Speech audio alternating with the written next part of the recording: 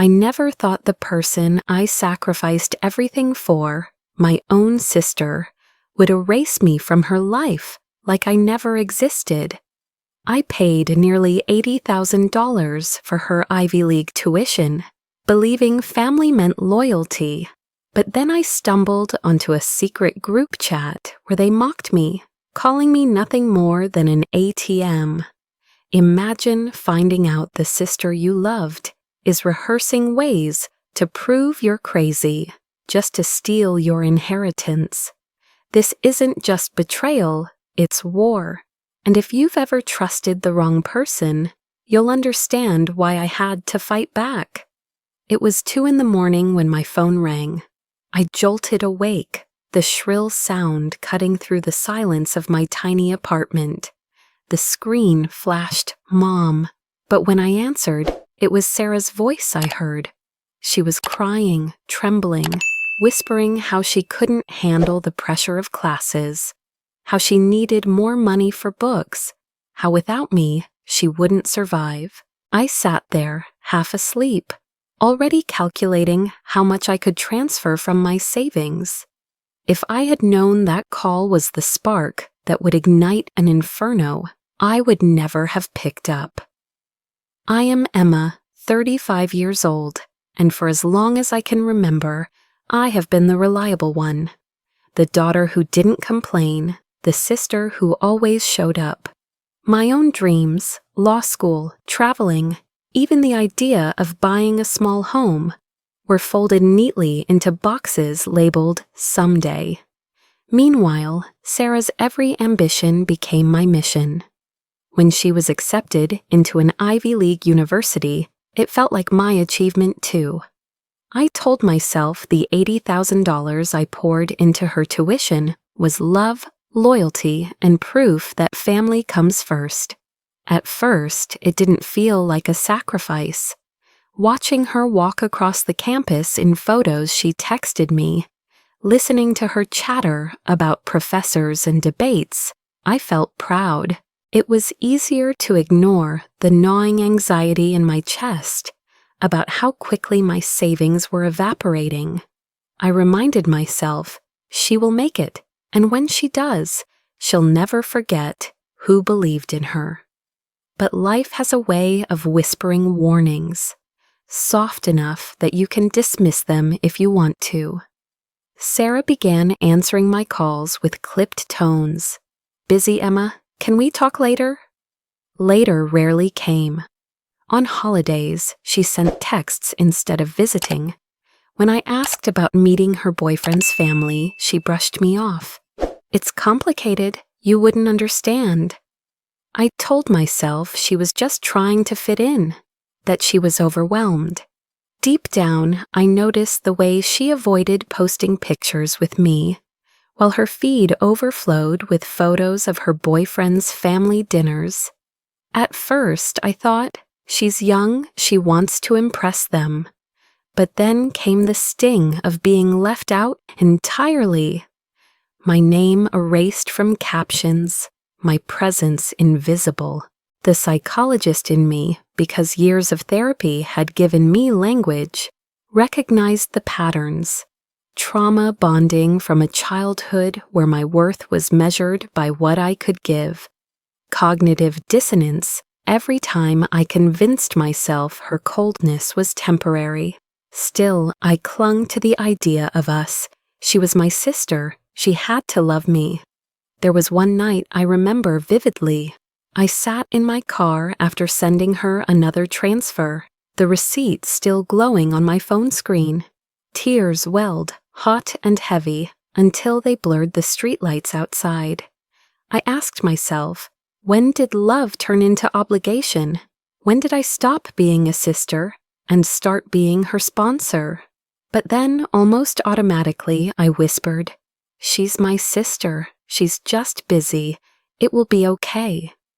That was my pause, my fragile attempt to breathe, to convince myself that devotion could fix cracks that were already too deep. But devotion is blind until the truth gouges your eyes open. And mine came the day I learned I wasn't just being ignored. I had been erased. The realization arrived not with an explosion, but with the quiet cruelty of exclusion. A photo popped up on social media, Sarah's birthday celebration. Balloons, cake, laughter, her boyfriend's family surrounding her. Everyone tagged, everyone except me. My sister's world was whole, glowing, glamorous, and I didn't exist in it.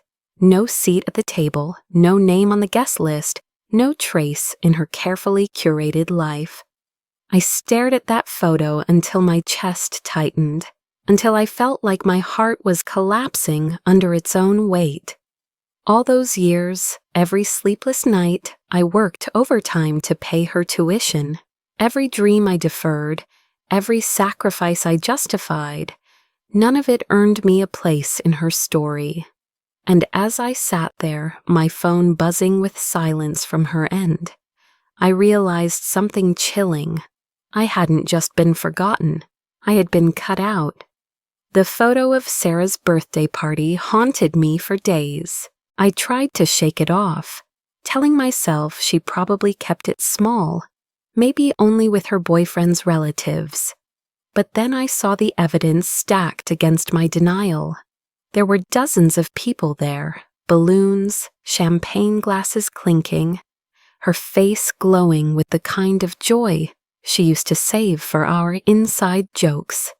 They sang to her, toasted to her. I was nowhere in sight, not even in a whisper of acknowledgement. I wanted to believe it was a mistake. That belief shattered when a mutual friend accidentally forwarded me screenshots from a group chat I had never been invited to. My name flashed across the messages again and again, not with love, but as a punchline. "Emma's just our family ATM," Sarah had written, adding a string of laughing emojis. "She'll pay for anything if you just cry hard enough." Others joined in, mocking me for my naivety, for the way I kept showing up. My chest burned as if each word carved a scar deeper than the last. Then came the twist of the knife. Her boyfriend's family knew. They praised her for her independence, while she recited a rehearsed lie about working 3 jobs to cover her tuition. All the while, she let them believe I was some needy, clingy older sister, desperate to buy her affection. I wasn't just excluded. I had been rewritten as a character she could erase at will. In one fleeting moment, clarity sliced through my shock. I wasn't her sister anymore. I wasn't even a person. I was a card with a magnetic strip, a walking wallet she could swipe until empty. And in that cold flash of realization, something inside me broke. For days, I drifted in and out of numbness. I went to work, typed emails, answered calls, but my mind replayed every betrayal. The sleepless nights I'd stayed up helping her finish essays, the times I skipped meals to send her more money, the endless reassurances I gave Mom that Sarah would make us proud. Now all I could hear was her laughter at my expense. Grief gave way to rage. My body shook with it, my pulse racing whenever her name appeared on my phone screen. But under the fire, a sharp, unexpected calm began to settle. Rage alone wouldn't save me. Blind giving had brought me here. If I wanted to survive this betrayal, I couldn't just react. I needed to strategize. I started collecting everything: bank statements, transfer receipts, text messages where she begged for help. I bought a small recorder and began capturing every call, every voicemail, storing them neatly in folders. Late at night, I mapped timelines on yellow legal pads, drawing arrows between moments of manipulation I had once excused. Patterns emerged. Emergencies always before exams. Please always right after. I mentioned my own financial worries, guilt trips precisely, when I hinted at pulling back. It wasn't coincidence, it was choreography. Still, strategy doesn't erase pain. One evening, after hours of combing through old receipts, I sat in my car outside a grocery store, unable to move. The hum of the engine was the only sound, a fragile shield against the weight pressing on my chest. Tears blurred the windshield as I whispered aloud, "I don't exist in her world anymore." The truth gutted me. I had been erased, not by strangers, but by the one person I thought would never betray me. I let myself cry until my body ached, until the steering wheel was slick with the salt of my grief. That was my pause, my surrender to the grief of losing not just money, not just dignity, but a sister. When the sobs subsided, silence filled the car like a reset. And in that silence I made a vow. I would not be erased. I would not keep financing the destruction of my own soul. This time I wouldn't just survive, I would turn the game upside down. The night I decided to stop being Sarah's silent sponsor was the night I became an investigator. I wasn't trained in law enforcement, but I knew enough about people, patterns, and paper trails to realize that the truth always left footprints. So I started following them. I combed through old emails, noticing how Sarah's requests had shifted over time. At first, they were framed as needs, textbooks, housing deposits. Later, they became vague. Emergency. Can you send $5,000 tonight? I dug up bank records and color-coded every transfer. The numbers formed a damning pattern. Each payment aligned with some new event she boasted about online. A designer handbag, a spring break trip, dinners with her boyfriend's family. Then I turned to her messages. I reread threads I had once skimmed through, this time with sharper eyes. There were slips in her words, mentions of keeping things quiet, warnings not to tell me certain details. I saved them all, screenshot after screenshot, until my desktop was a gallery of evidence. But the real blow came when a distant cousin, someone I hadn't spoken to in years, reached out. "Emma, I don't know how to tell you this," she began hesitantly, but I overheard Sarah and her boyfriend talking at a wedding last month. My stomach clenched as she described their conversation, how they joked about me being so gullible, how they said the only way to truly cut me out was to make Emma look unstable. I felt my throat close. It wasn't just exclusion, it was erasure, premeditated and brutal. Driven by a mixture of fear and fury, I pressed record on my phone during our next conversation. Sarah's voice filled the small speaker, sweet as honey when she asked for more money. But in the background, faint and chilling, I heard her boyfriend laugh. "Don't worry, once we convince everyone she's losing it, she won't stand a chance." And then Sarah's voice, my sister's voice, soft, cruel, and complicit. "She already doubts herself. It won't be hard." My chest went cold. For a long moment, I couldn't breathe. The betrayal wasn't just financial. They wanted to strip me of credibility, to paint me as delusional, so they could secure what little inheritance our family had. And in that recording, I heard the death of the sister I thought I knew. Still, I pressed save. Then I pressed replay, again and again, until the weight of it forced me to my knees. But grief wasn't going to save me.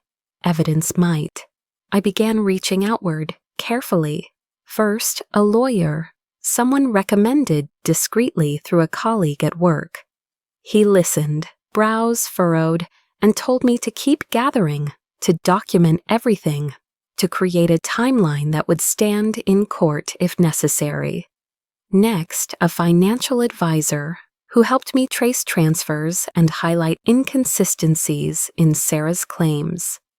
Finally, I confided in my oldest friend, Melissa, the one person who had seen me break and rebuild before.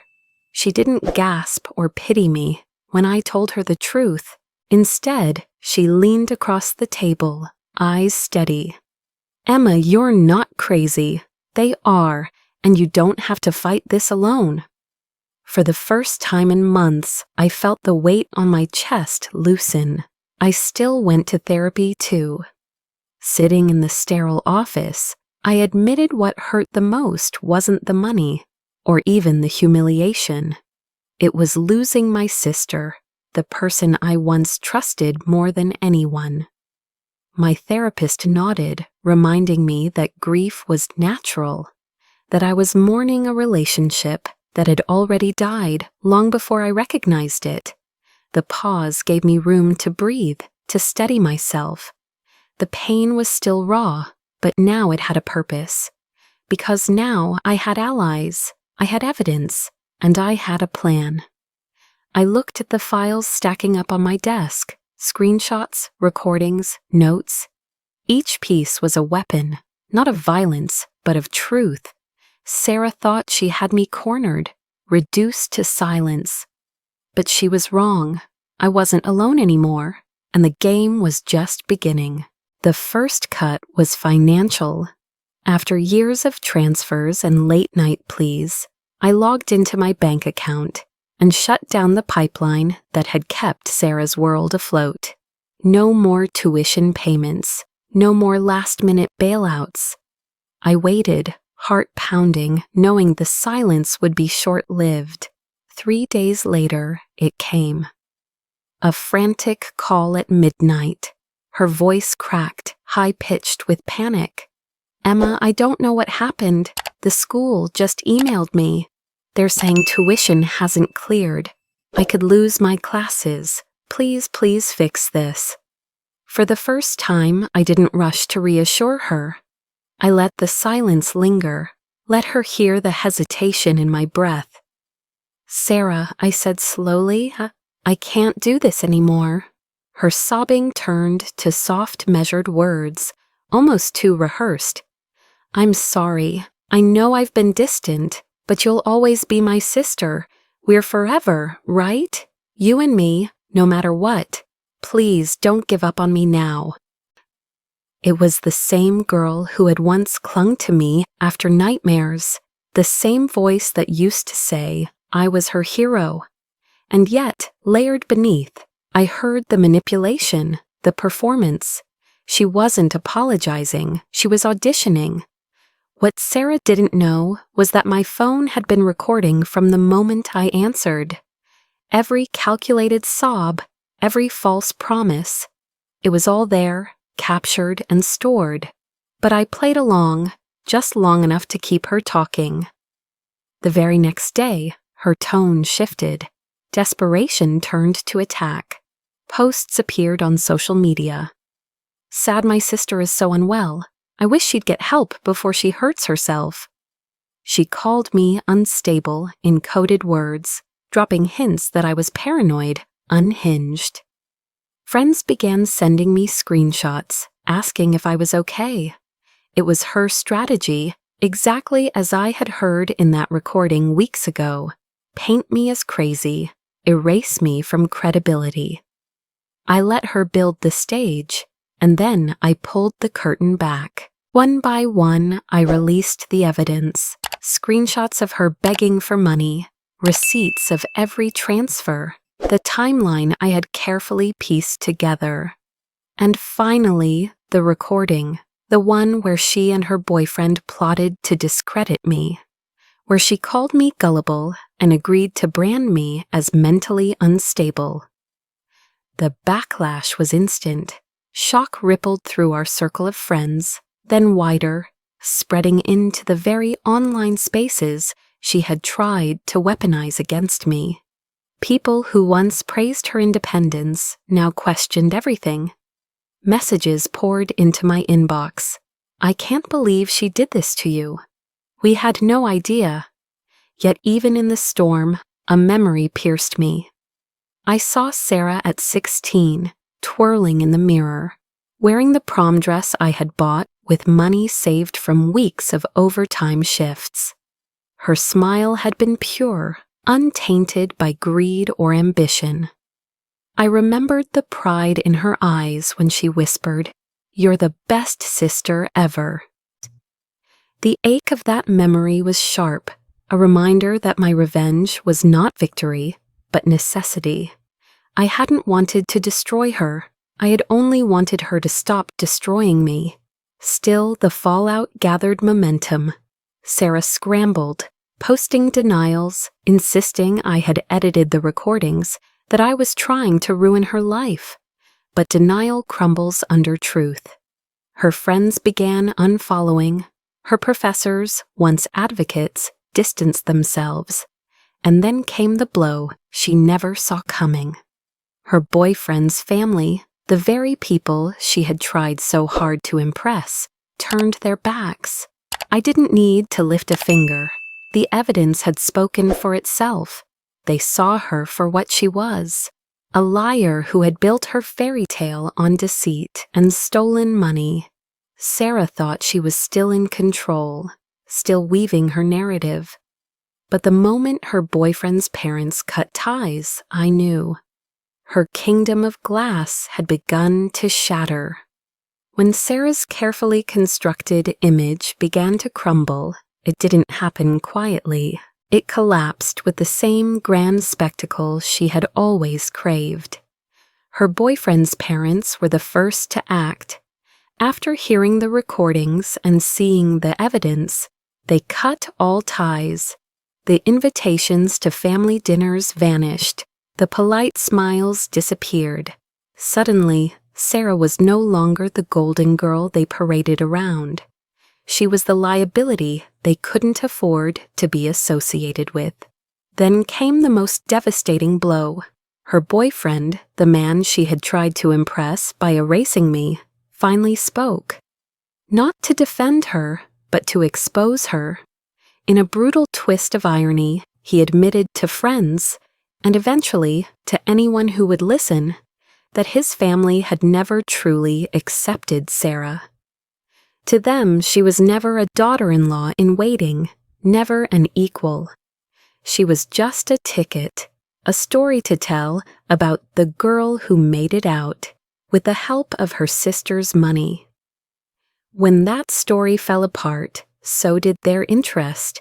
Sarah had gambled her future on their approval, and in a single breath, he revealed she had lost more than money. She had lost her fairy tale ending.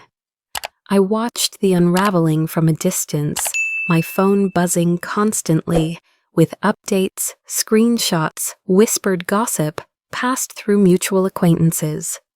Every headline, every message confirmed what I already knew. She wasn't just broke. She was humiliated. Sarah didn't just lose her tuition. She lost her place in the story she had built for herself. She had painted me out, replaced me with a glamorous version of herself, only to realize that without me, her entire portrait collapsed into dust. Sarah didn't just lose money. She lost the illusion. She lost the dream. She lost the mask she thought would protect her forever. Sarah didn't just lose me. She lost herself. Sarah didn't just lose the fight. She lost the war. Sarah didn't just lose her chance at love. She lost her fairy tale. Sarah didn't just lose face. She lost her identity. And that was the moment I understood something vital. Revenge wasn't about seeing her destroyed. It was about reclaiming the parts of me she had tried to erase. As the news spread wider, people began reaching out to me directly. Neighbors, coworkers, even distant relatives who had once believed Sarah's lies.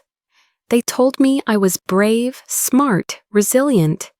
Some said they admired the way I had handled it without screaming, without lashing out recklessly. They saw the evidence, and in it, they saw me. A woman who had been betrayed, but refused to let the betrayal define her. But their praise was bittersweet. Because in the quiet moments when the chaos settled, I remembered the girl who used to slip into my bed after a nightmare, clutching my hand and whispering, "Don't let go." I remembered the teenager beaming in the prom dress I had worked overtime to buy, telling me I was the best sister anyone could ask for. And it cut deeper than any insult to realize that girl was gone, replaced by someone I barely recognized. Yes, I felt satisfaction. Yes, I felt justice. But threaded through it all was grief, sharp and unrelenting.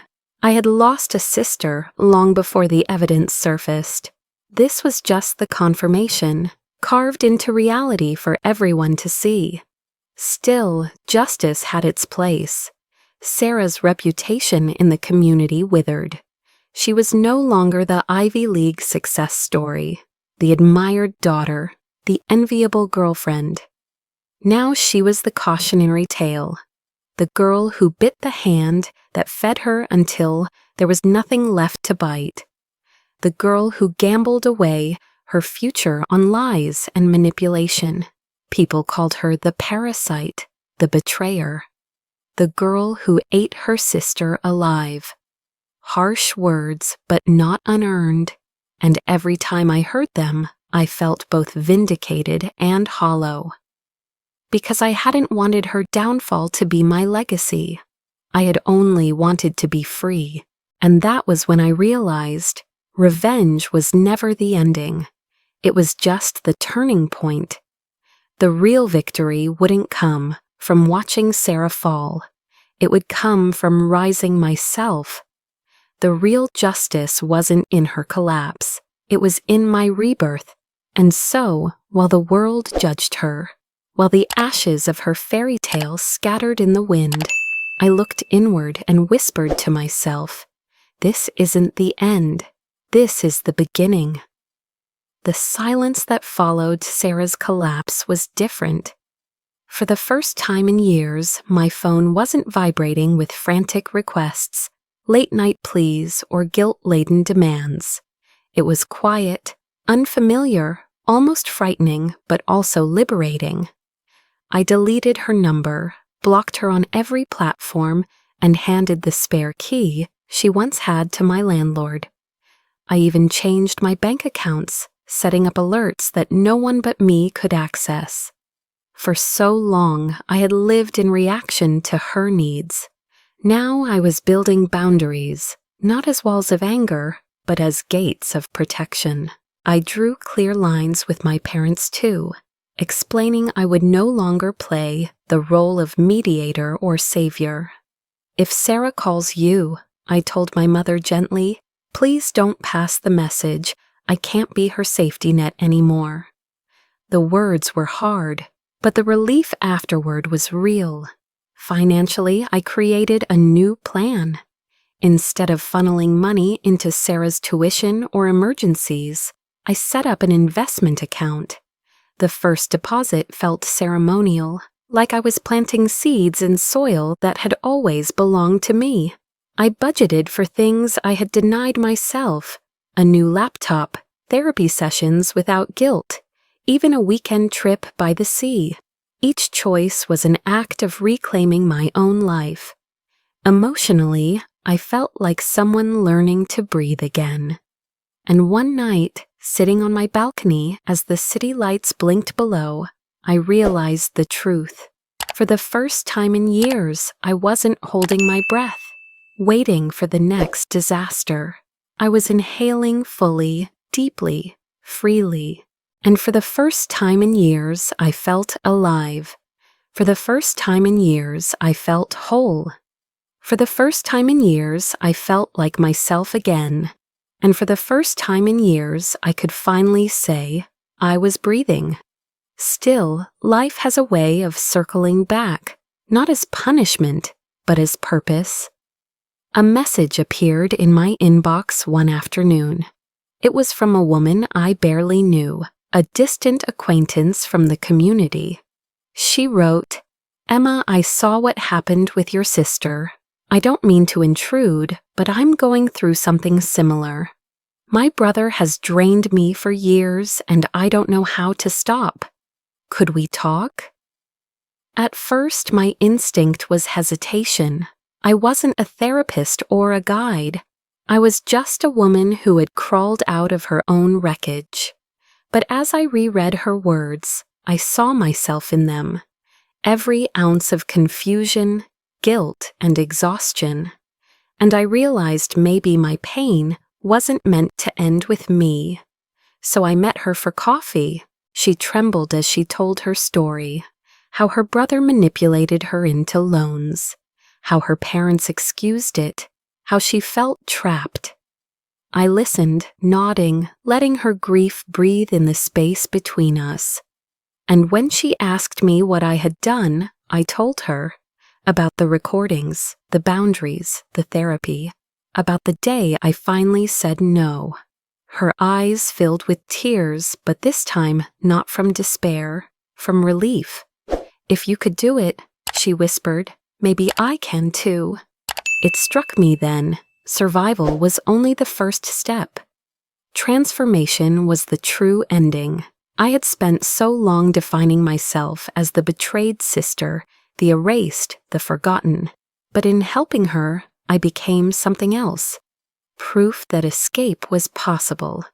Proof that you could walk away from the fire and still carry light. The journey hadn't turned me into a warrior without feeling. It had turned me into a guide who knew both the shadows and the sunrise. Looking back now, I don't see Sarah's downfall as my victory. I see my boundaries as my triumph. I see my healing as my rebellion. I see my ability to help others as my legacy. I once believed freedom meant distance from pain. Now I know freedom is the power to use that pain to shape something better. I am not just the sister who survived betrayal. I am the woman who rebuilt her own life. I am the woman who breathed again. And I am the woman who carries a lantern for anyone still wandering in the dark. I didn't just escape the shadows. I became the light.